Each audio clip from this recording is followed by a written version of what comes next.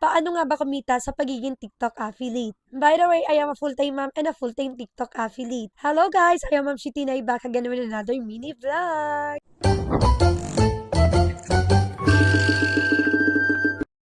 So for today's video ay i-share ko din sa inyo kung paano ko nga ba nakukuha yung 100,000 na income ko sa loob lang ng isang buwan. Yes mga mi, tama po yung narinig nyo, 100,000 po ang kinikita ko sa loob lang ng isang buwan. Alam ko hindi kayo maniniwala dahil even ako sa sarili ko hanggang ngayon, hindi pa rin ako makapaniwala na kaya ko pala yung kitain sa loob ng isang buwan at minsan ay tumataas pa doon. So last month ay kumita tayo ng 101,000 which is ito po yun.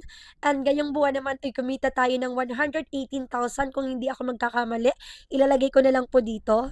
So for today's video ay magbibigay ako ng 5 tips kung paano nga ba kumita dito sa pagiging TikTok affiliate and sana po ay may i-apply po natin siya. Ito pong i-share ko is based lamang po sa aking experience. Kung isa ka sa nahihirapan na kumita dito sa pagiging TikTok affiliate dahil bago ka pa lang na TikTok affiliate, panoorin mo po tong video na to para makatulong sa'yo. Number 1 tip ko sa inyo guys, eto talaga yung pinaka number 1 sa list ko, create quality videos. So, dapat yung video po na ini-upload natin or ipopost natin is dapat good quality.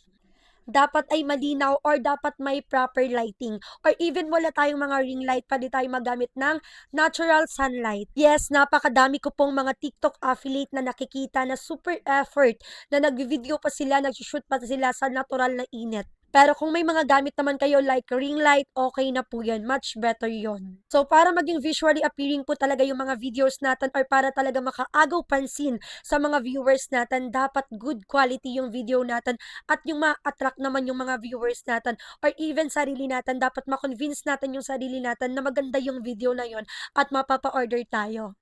Number 2 tips is create 1 to 3 videos every day. Yes, alam po natin na sa tayong mga TikTok affiliate, alam po natin sa sarili natin na mahirap po talaga mag-create ng videos, mag-shoot ng videos, mag-edit ng videos.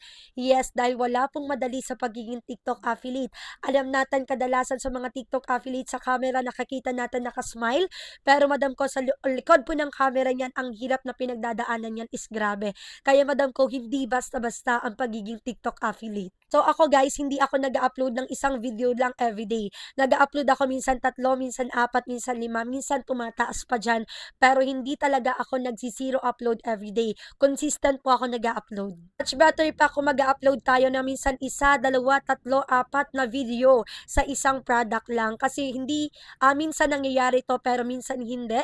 Pero kadalasan nangyayari to na sa isang video mo na in-upload, meron at meron dyang magte-trending.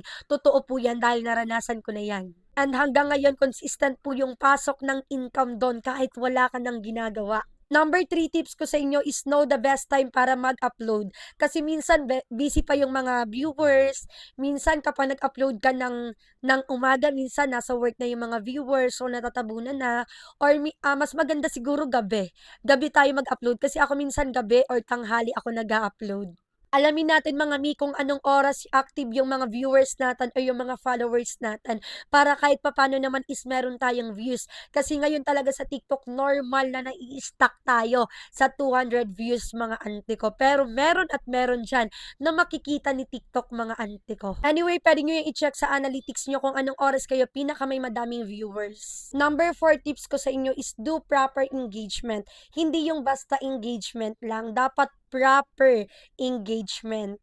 Napaka-helpful din talaga mga mi ng proper engagement. Lastly is lumapit ka sa kanya. Yes mga mi, totoong papakinggan ka niya. Yes mga mi, mako, totoo po yan. Ranas na ranas ko na yan.